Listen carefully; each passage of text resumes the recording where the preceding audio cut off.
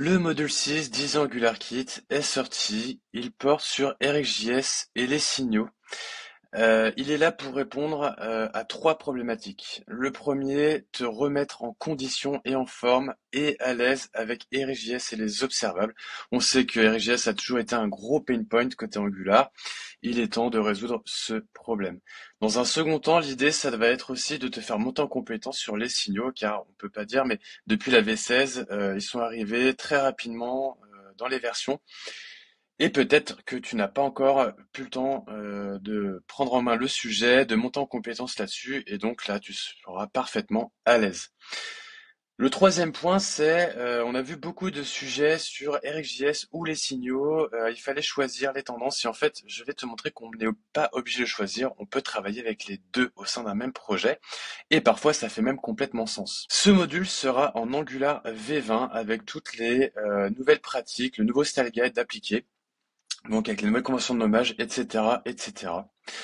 C'est un module qui est destiné aux débutants et intermédiaires pour ceux qui souhaitent se remettre en condition, aussi bien avec RxJS qu'avec les signaux. Tu auras le droit et accès à environ 13,5 heures de vidéos, de correction et d'explication de cours pour chaque leçon de ce module. L'idée de ce module, ça va être effectivement de t'apprendre à gérer l'état de ton application Angular, aussi bien avec RxJS qu'avec les signaux. On verra sur certains exercices que on va partir d'abord sur une méthode, puis on va complètement switcher sur l'autre et que ce sera purement transparent d'un point de vue fonctionnel. L'objectif de fin de ce module, c'est de construire ton propre CRM.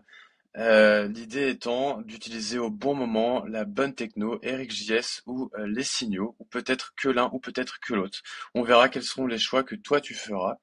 En tout cas, tu auras accès à une vidéo complète de correction de l'exercice, complètement chapitrée, car elle est un peu longue, elle fait environ 8 heures, mais tu auras tous les chapitres qui te permettront de décrire pas à pas les différents moments clés du développement de cette application.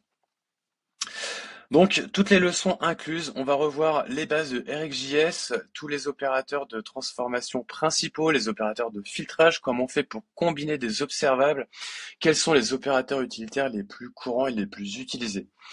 Ensuite, on va se mettre dans le bain avec les signaux. Donc, qu'est-ce que les signaux?